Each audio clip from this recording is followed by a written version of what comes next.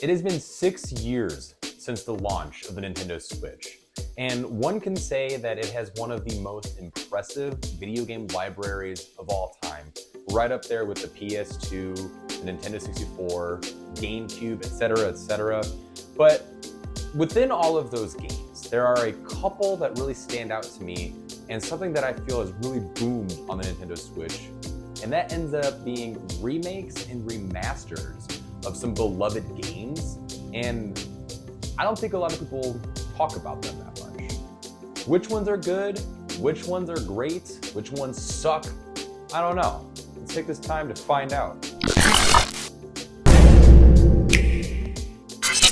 So I love my Nintendo Switch. It's very obvious. I make a lot of videos on it. It's been out for 6 years, so that's freaking amazing, fantastic. I can't believe this little guy right here, 6 years old this year as of March 3rd. That's awesome. I've been seeing a lot of people on Twitter talking about when they were there for the midnight launch, all these different things showing their Breath of the Wild. That's phenomenal. That's so amazing. And the Switch just continues to, keep growing and stuff like that. And there's been a lot of videos lately coming out too of these new leaks and stuff like that for the Switch 2. And man, can't we just enjoy what we have? Like, when we get the definite proof there's a Switch 2, let's talk about it then. You know what I mean? But let's just revel in the fact that this thing is still amazing and is putting out fantastic games, especially some remakes and remasters. So when I'm sitting down and I'm thinking about the library of remakes and re-switches or remasters or whatever you want to call it, I can't help but look at some of these games like we've gotten recently, like Tales of Symphonia. We have Final Fantasy X, 10-2 HD Remastered, Wonderful 101, The House of the Dead, Metroid Prime from the GameCube. Like, these are all fantastic and they're great. Some of them are better than some of the others though. So let's kind of talk about the ones that are really great and if they're worth the price, because some of them seem to have some controversy behind them, and it's been really fun following along with some of these.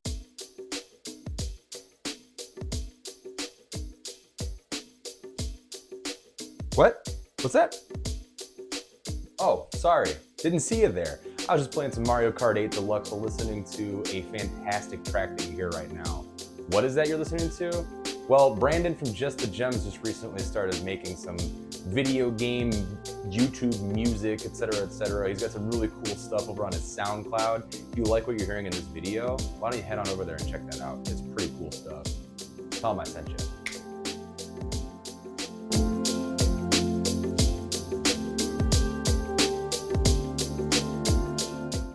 The first one I want to just jump right into is Metroid Prime Remastered, which was shadow dropped February 8th for only $40.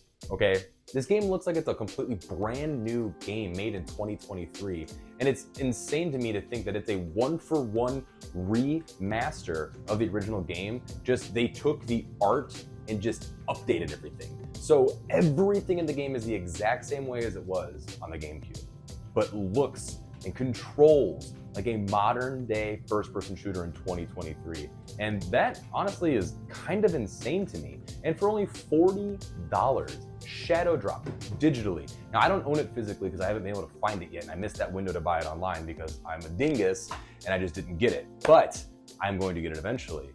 But the fact that it's still to this day #1 on the Nintendo eShop really proves that people really wanted this game, and that Jeff Grubb was right all along. The game did exist, it was done and finished. They were just waiting for a perfect opportunity to launch it. And only launching at $40 is pretty huge considering how amazing it is. In fact, it's the best reviewed game of the year so far. I know it's still early, we're only in March, but it's got like a 95 or a 97, I think, on Metacritic right now, which is pretty amazing. So not only is it a Nintendo Switch game that looks and plays fantastic in the year 2023, but it's also the best reviewed game of the year so far. Pretty freaking cool.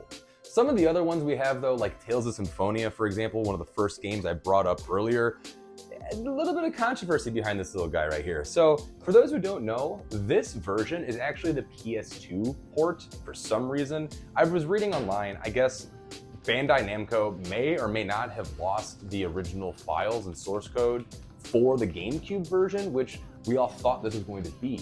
So for those of you who don't know, the GameCube version actually ran at 60 frames per second, whereas the PS2 version and this port which honestly isn't that bad, but we'll get to that in a second. Only runs at 30 frames per second. It's kind of odd, but again, I guess if it's, you know, they didn't have the source code, it makes a little bit of sense, but the game still runs pretty good. It's fun.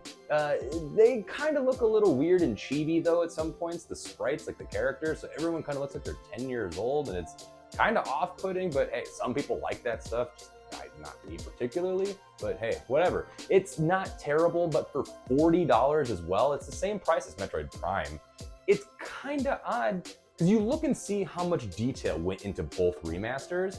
You look at Metroid Prime and it's amazing, it looks fantastic, and you look at Tales and you're just like, what happened, man? But then you look at other games like Chrono Cross The Radical Dreamers, which came out a buggy, terrible mess, you know, and it wasn't, like, it was playable, but there was a lot of issues on the Switch version. Other versions of the game ran pretty great. The Switch version sucked. They just patched it. And apparently, I haven't tested it yet because I haven't played it since I bought it. It runs great. So that's cool. So now it's worth the money. But there's other games out there, like one of my favorite games of 2022, which was Crisis Core, you know, Reunion, Final Fantasy VII Crisis Core Reunion, whatever it's called. That game was amazing.